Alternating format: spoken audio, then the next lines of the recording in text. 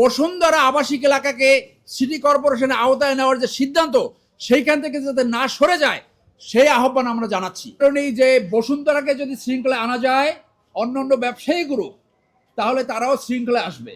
19/9/2024 তারিখে বসুন্ধরা শপিং কমপ্লেক্সের 20 জন ব্যবসায়ীর পক্ষে রাজুকের চেয়ারম্যান বরাবর একটা আবেদন করেছিলাম, এই মর্মে যে রাজুক বসুন্ধরা সিটি মার্কেটের যে কর্তৃপক্ষ বসুন্ধরা গ্রুপ, তারা বেসমেন্ট 1 এবং বেসমেন্ট 2 এর নকশা ভেঙে পার্কিংয়ের জায়গায় মোবাইল মার্কেট প্রতিষ্ঠা করেছিল।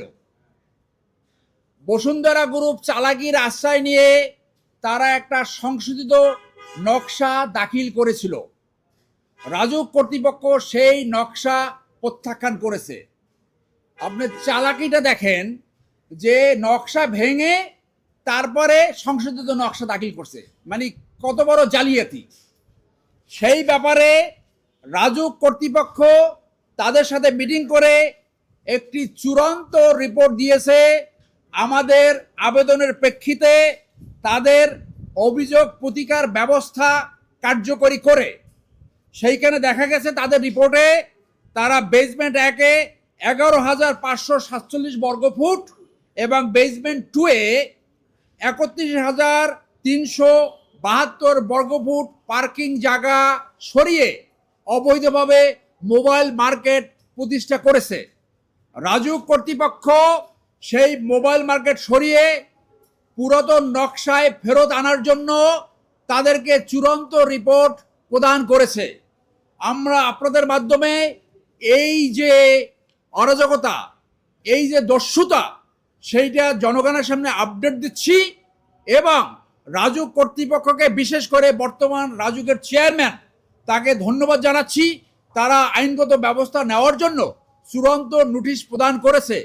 একটি দুর্বৃত্তায়িত ব্যবসায়িক গ্রুপকে যদি শৃঙ্খলায় আনা যায়, যদি আইন মানতে বাধ্য করা যায়, তাহলে দেশ নিশ্চিতভাবে সুশাসন এবং ন্যায় বিচারের দিকে যাবে।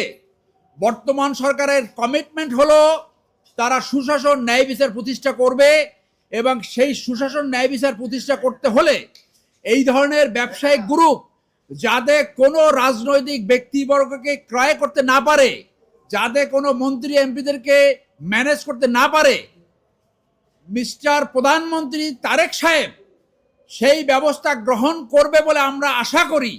তারা ইতিমধ্যে আমরা জেনেছি বসুন্ধরা আবাসিক এলাকাকে সিটি কর্পোরেশনের আওতায় নেওয়ার একটা প্রক্রিয়া শুরু হয়েছে। সেইটা কতটুকু প্রোগ্রেস হলো আমরা জানি না। ইতিমধ্যে আমরা জানতে পারলাম তারা বেসরকারিভাবে ফুয়েল আমদানি করবে। জনগণ এই কথা শুনে ফুঁসে উঠেছে। তারেক সাহেবকে জনগণের এই সেন্টিমেন্ট বিবেচনায় নিয়ে এই সিটি কর্পোরেশন এই বসুন্ধরা মার্কেটের নকশা বহির্ভূত যে ব্যবস্থা গ্রহণ করেছে, মোবাইল মার্কেট করেছে, তার বিরুদ্ধে ব্যবস্থা থেকে কোনোভাবে সরে যাওয়া যাবে না এবং বসুন্ধরা আবাসিক এলাকাকে সিটি কর্পোরেশনের আওতায় নেওয়ার যে সিদ্ধান্ত, সেইখান থেকে যাতে না সরে যায় সেই আহ্বান আমরা জানাচ্ছি। অবৈধ এখানে বেসমেন্ট 1-এ 11,547 বর্গফুট, বেসমেন্ট 2-তে 31,342 বর্গফুট। এছাড়াও এই রিপোর্টের ভিতরে রয়েছে ওই বসুন্ধরা মার্কেটের দক্ষিণ পশ্চিম অংশে 8 তলা অনুমোদন ছিল, সেইখানে নকশা ভেঙে 9 তলা করেছে এবং পূর্ব পাশে 18 তলার স্থলে 19 তলা পর্যন্ত করেছে। এই রিপোর্টের ভিতরে তা রয়েছে। আমি একজন নাগরিক হিসেবে এই আবেদন করেছি। সংবিধানের আর্টিকেল 21 আমাকে সেই অধিকার দেয়। যদিও এখানে ওই বসুন্ধরা মার্কেটের 20 জন ব্যবসায়ী, তার পক্ষে এই আবেদনটা করেছিলাম। তো আমাদের যে এই 20 জন ব্যবসায়ী, তাদেরকে রিপ্রেজেন্ট করেছি এবং আমার ব্যক্তিগত ক্যাপাসিটিতে আমি এই আবেদন করি। কারণ এই যে বসুন্ধরাকে যদি শৃঙ্খলায় আনা যায় অন্যান্য ব্যবসায়ী গ্রুপ, তাহলে তারাও শৃঙ্খলায় আসবে। এবং আপনি জানেন, আগেই বলেছি, তারা আমার বিরুদ্ধে তাদের মিডিয়া হাউস ব্যবহার করে তারা সিরিজ অফ ডিফেমেটরি নিউজ করেছে। আমার দুগ্ধপুত্রী শিশু, তাদের ছবি পর্যন্ত ব্যবহার করছে, এখন পর্যন্ত ক্ষমা চায় নাই। অতএব তারা আমাদেরকে এমন জায়গায় নিয়েছে যে তাদের যে অপরাধ, সেই অপরাধগুলো করতে করতে তারা সীমাহীন একটা অপরাধ ভঙ্গকারী সংস্থায় পরিণত হয়েছে। সেই জন্য আমরা মনে করি এই একটা দুর্বৃত্তই তো যারা রাষ্ট্রের ভিতরে রাষ্ট্র পরিচালিত করছে, রাষ্ট্রের ভিতরে রাষ্ট্র প্রতিষ্ঠা করছে, তাকে যদি নিয়ন্ত্রণ করা যায় তাহলে 90% দুর্বৃত্তিত ব্যবসায়ীরা নিয়ন্ত্রিত হয়ে যাবে। আপনাদের এই প্রেক্ষাপটে আরেকটা তথ্য দিয়ে রাখি, আমার কাছে একটা ডকুমেন্ট আছে যেখানে দেখা গেছে রাজুক একটা রিপোর্ট দিয়েছে 500-র বেশি বাড়ি করেছে, সেখানে রাজুকের কোনো অনুমোদন নেয়নি, এমনকি সিভিল এভিয়েশনের যে আইন হাইট সেইটাও ভায়োলেট করছে। সেটা সময় মতো আপনাদেরকে ব্রিফ করবো, সেইটারই একটা রিট চলছে। কোনো ব্যক্তিগত রেশারেশির ব্যাপার না, জনস্বার্থে এবং উদ্বুত্থানের পর যে নতুন বাংলাদেশ সৃষ্টির সুযোগ সৃষ্টি হয়েছে, সেই জন্য আমরা জনস্বার্থে এবং দেশের স্বার্থে এই কাজ অনবরত করব। যতক্ষণ পর্যন্ত অপরাধ চলবে, যতক্ষণ পর্যন্ত দুর্বৃত্তায়ন চলবে, যতক্ষণ পর্যন্ত মানি লন্ডারিং চলবে, যতক্ষণ পর্যন্ত রাষ্ট্রের ভিতরে রাষ্ট্র এইটা নিবারণ না হবে, ততদিন পর্যন্ত আমাদের কার্যক্রম চলমান থাকবে।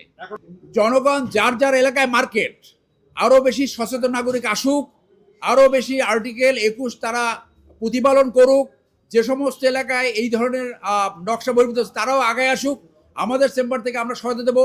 তাহলেই আমাদের দেশ আসলে সুশাসন ন্যায় বিচার থাকবে, যাতে একটা জঙ্গল রাষ্ট্র পরিণত না হয়, যাতে একটা আনইউজেবল বসবাস অযোগ্য একটা শহরে পরিণত হয়। এটা আমাদের সবার দায়িত্ব। এই শহরটাকে আমাদের বসবাসযোগ্য রাখতে হবে। সেই জন্য শুধু আমরা না, আমাদের প্রত্যেক নাগরিককে আমি এই দায়িত্ব বলে আমি মনে করি।